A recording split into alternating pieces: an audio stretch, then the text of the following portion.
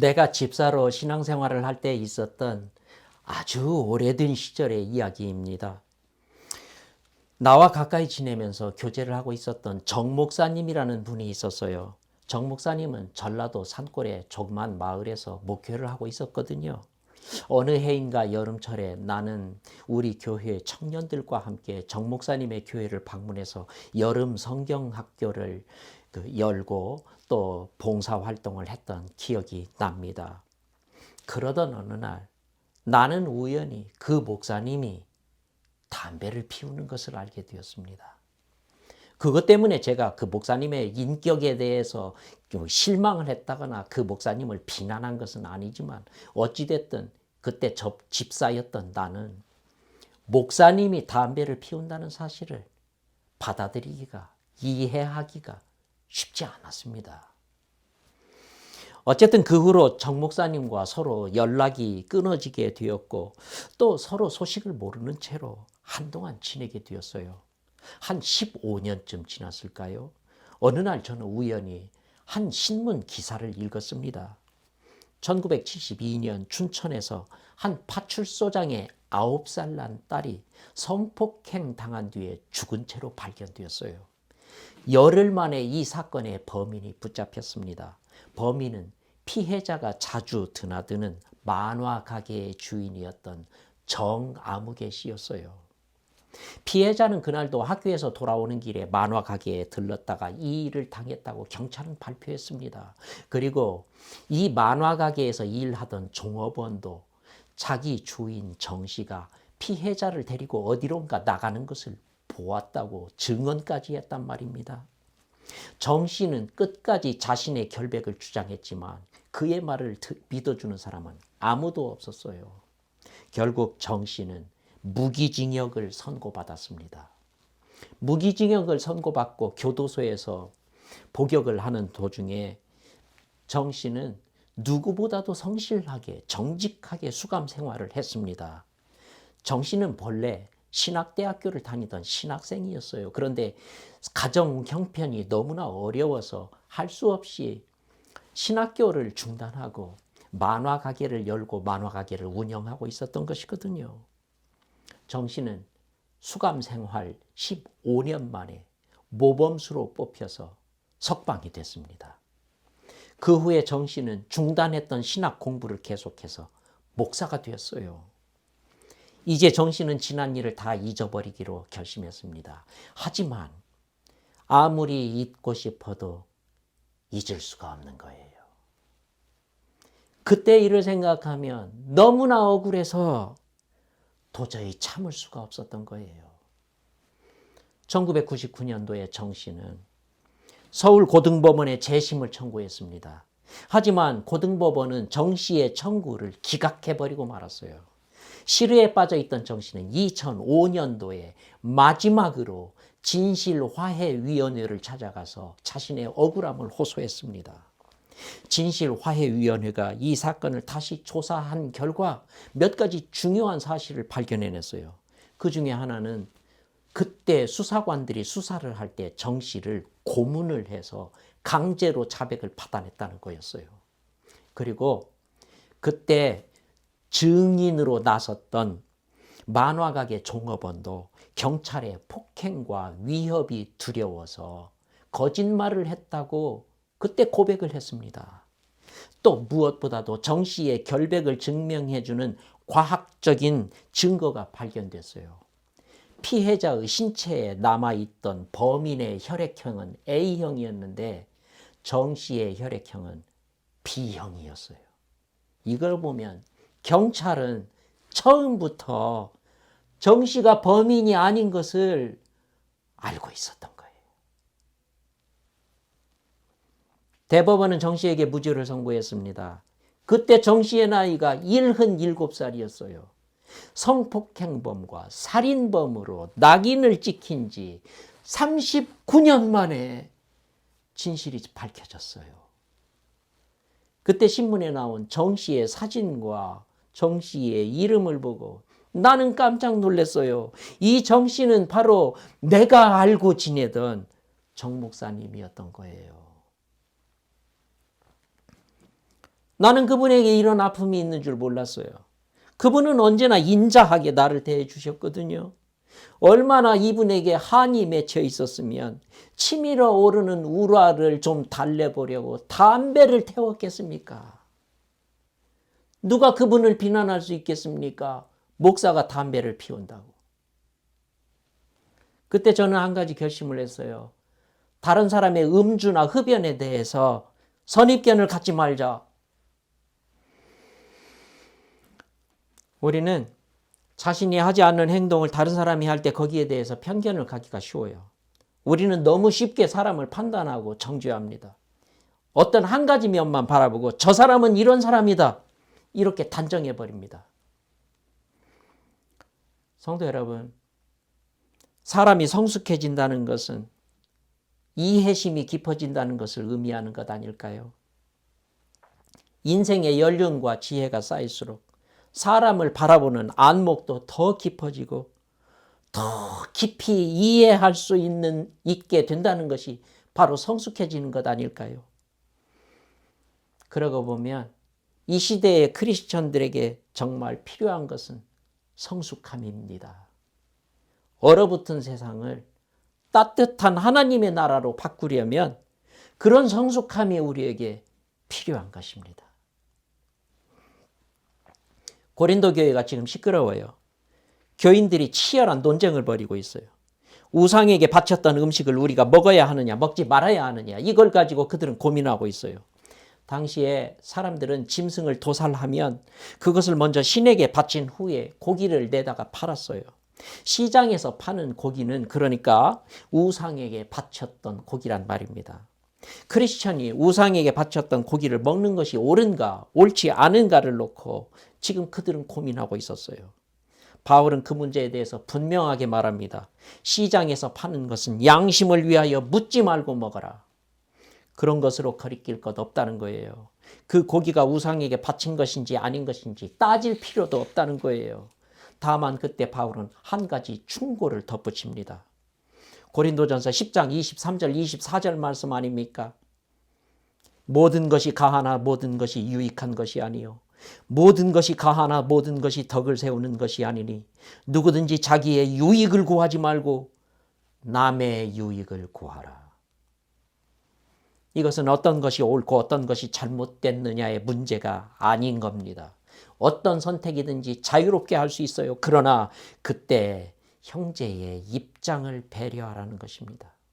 나의 선택이 내 형제에게 유익한 것인가 아니면 해로운 것인가. 공동체의 덕을 세우는 것을 생각하라는 것입니다. 그래요. 우상에게 바쳤던 음식을 먹는 것이 옳으냐 옳지 않으냐가 이 문제의 본질이 아니었어요. 문제의 본질은 이겁니다. 신앙 공동체의 구성원으로서 우리는 어떤 원칙을 가지고 행동할 것인가? 나 중심으로 행동할 것인가? 아니면 상대방 중심으로 행동할 것인가? 나의 행복이 우선인가? 상대방의 행복이 우선인가?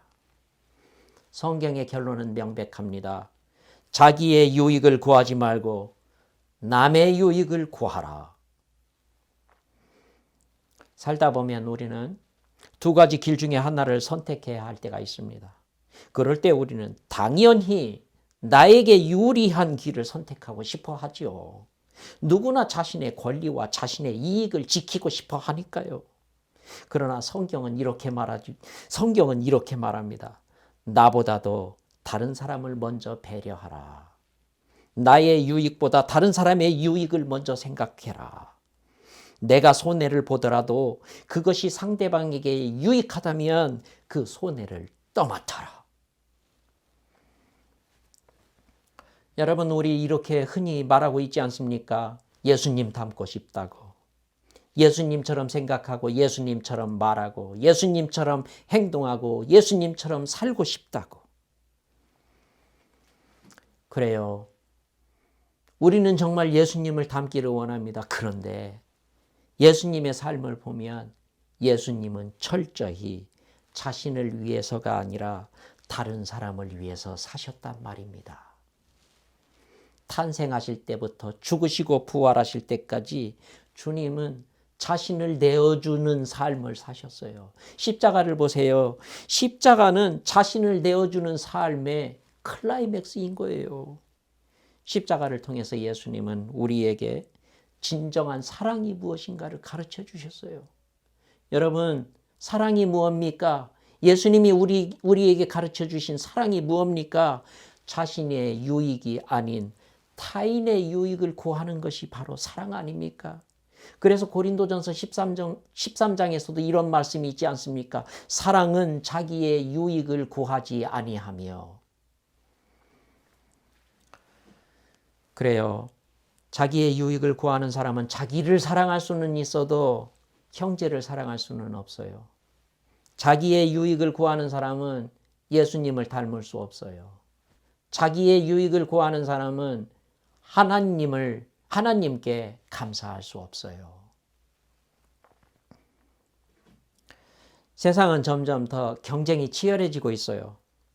대학에 들어갈 때에도 경쟁이 치열하고, 직장을 구할 때에도 그렇고, 사업을 할 때에는 뭐 더 말할 필요가 있겠습니까?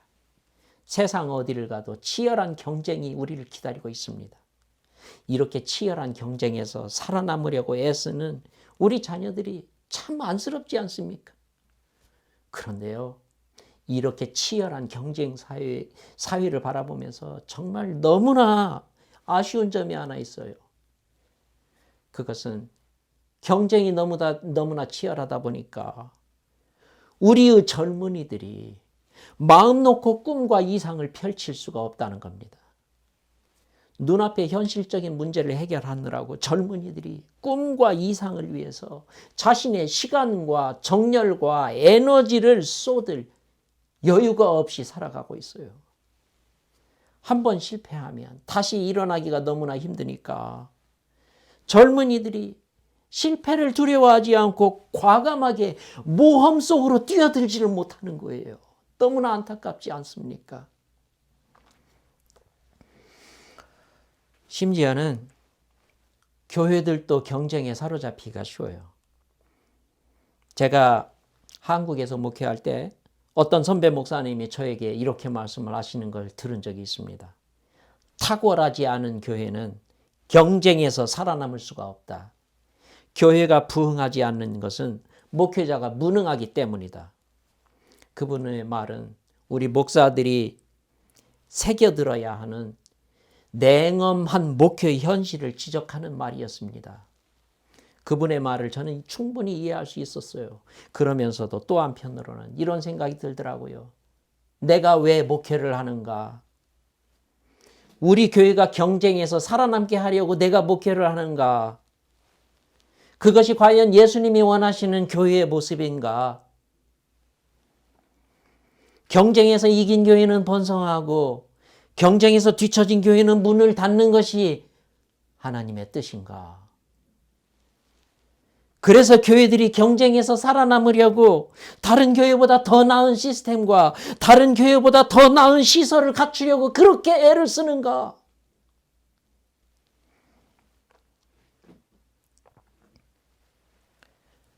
바울이 말했습니다. 하나님이 몸을 고르게 하여 부족한 지체에게 귀중함을 더하사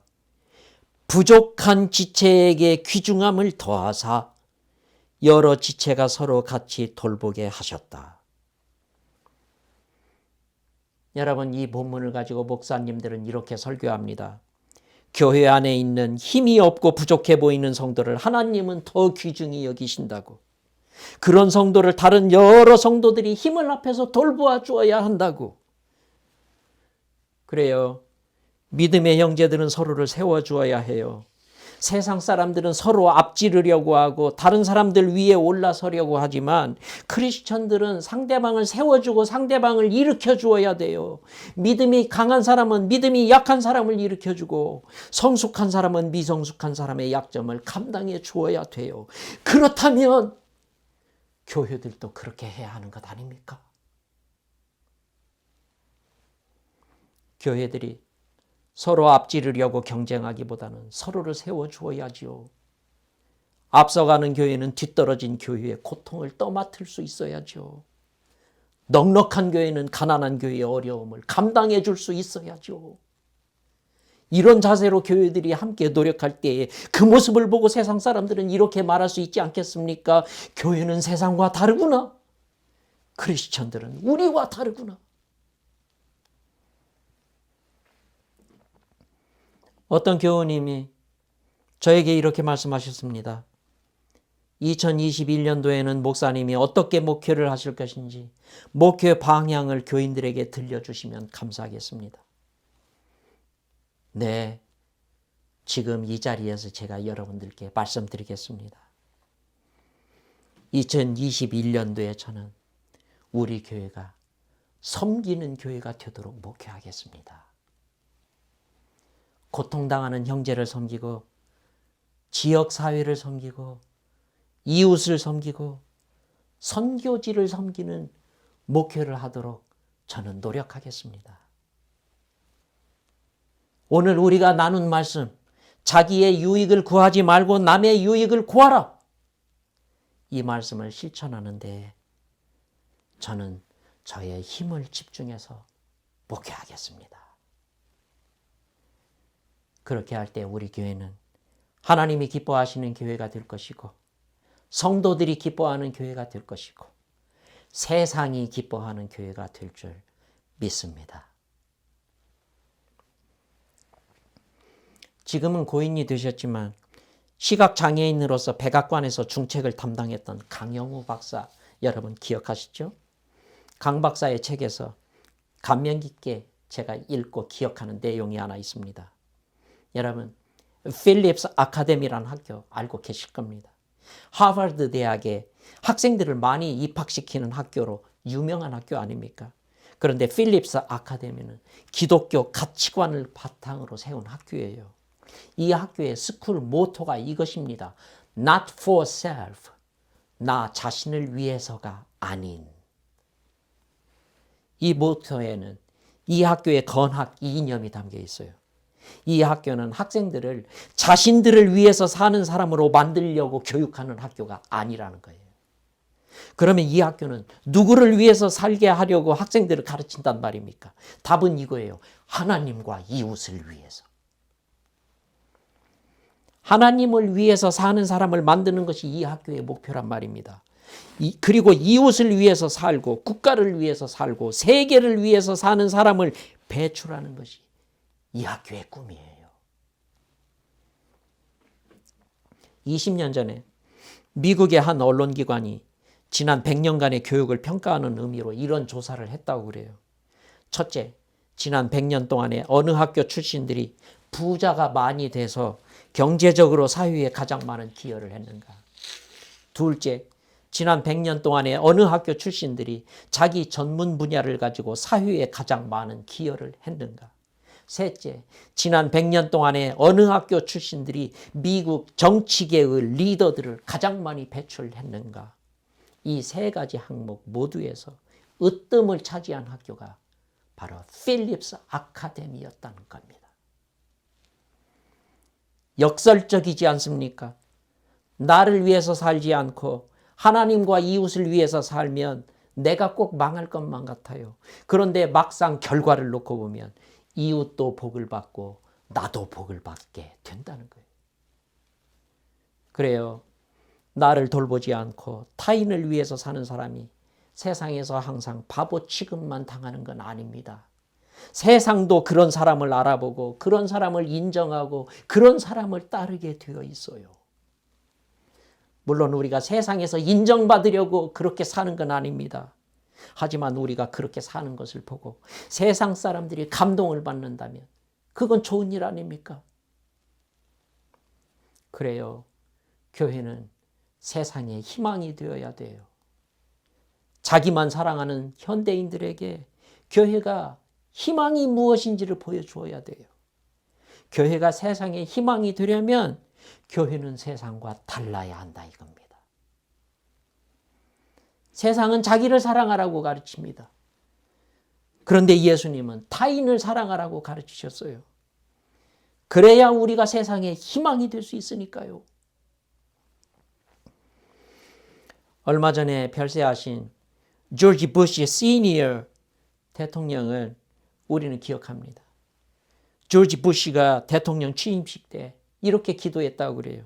하나님, 저에게 대통령의 권력을 주셔서 감사합니다. 이 권력을 저를 위해 쓰지 말게 하시고 저의 가족을 위해서도 쓰지 말게 하시며 오직 국민을 섬기는 데만 쓰게 해 주십시오. 여러분, 우리도 이런 마음을 품고 살았으면 좋겠어요. 하나님께서 나에게 주신 것을 가지고 나 자신만을 위해서 살 것이 아니라 타인의 유익을 위해서 살았으면 좋겠습니다. 그렇게만 산다면 우리의 삶은 결코 헛되지 않을 것이고 하나님께서 우리를 통해서 위대한 일을 이루실 줄 믿습니다. 감사의 달 11월입니다. 이 한 달 동안 여러분, 우리 한번 이렇게 살았으면 좋겠어요. 하나님께 감사를 날마다 고백하면서 우리 타인을 위해서 우리 날마다 기도하십시다. 이웃과 사회와 국가를 위해서 기도하고 세계의 고통받는 사람들을 위해서 우리 기도하십시다. 그리고 성령께서 우리에게 주시는 감동을 따라서 구체적인 행동을 하기로 결단하고 그것을 실천에 옮겨보십시다. 그것이 바로 오늘 우리가 함께 나눈 말씀대로 사는 것 아니겠습니까? 성도 여러분, 하나님께서 우리를 기뻐하시고 우리를 축복하시는 복된 이 한 달이 될 수 있기를 소망합니다. 우리와 함께 찬송가 여기에 모인 우리 찬양하시겠습니다.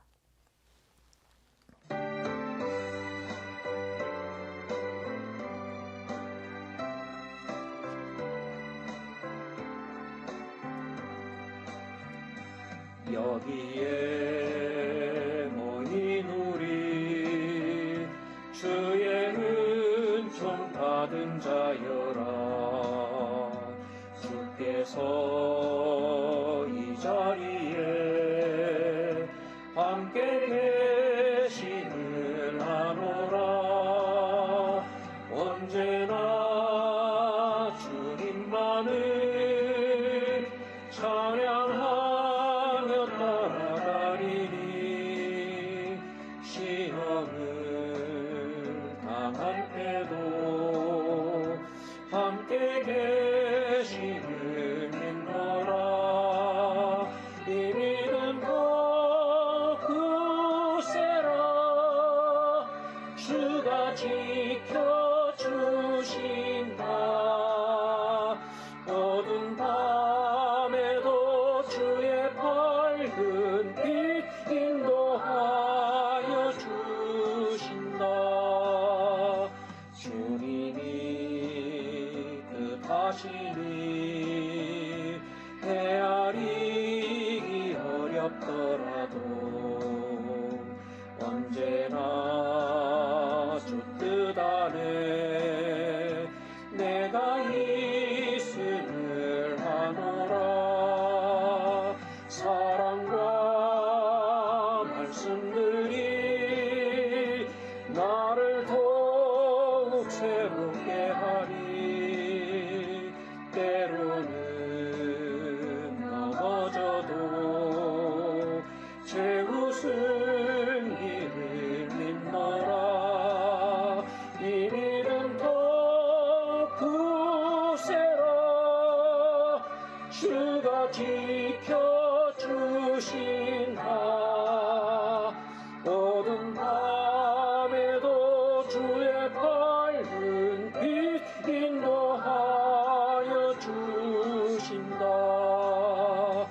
여기에 모인 우리 사랑받는 주의 자녀라. 주께서 뜻하신 바 우리 통해 펼치신다. 고통과 슬픔 중에 더욱 주님 의지하오니 어려움이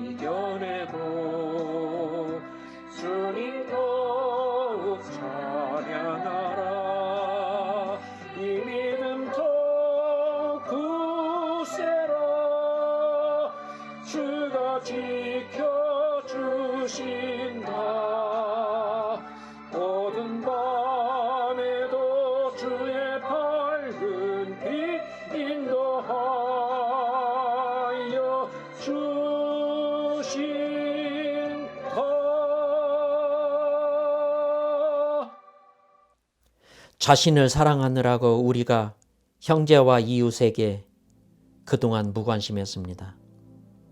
더 많은 것을 가지려고 애쓰느라고 우리가 하나님께 감사하지 못했습니다. 이 감사의 달에 우리 생각을 바꾸고 삶을 바꾸고 싶습니다. 주님, 우리를 불쌍히 여기고 도와주십시오. 우리가 하나님의 마음을 더욱 깊이 깨달아서 결단하고 실천하게 해 주십시오. 주 예수 그리스도의 은혜와 하나님의 사랑과 성령의 교통하심이 자신의 유익보다 형제의 유익과 공동체의 유익을 먼저 생각하기로 결단하는 성도들에게 그들의 기도 위에 함께 하시기를 축원합니다. 아멘.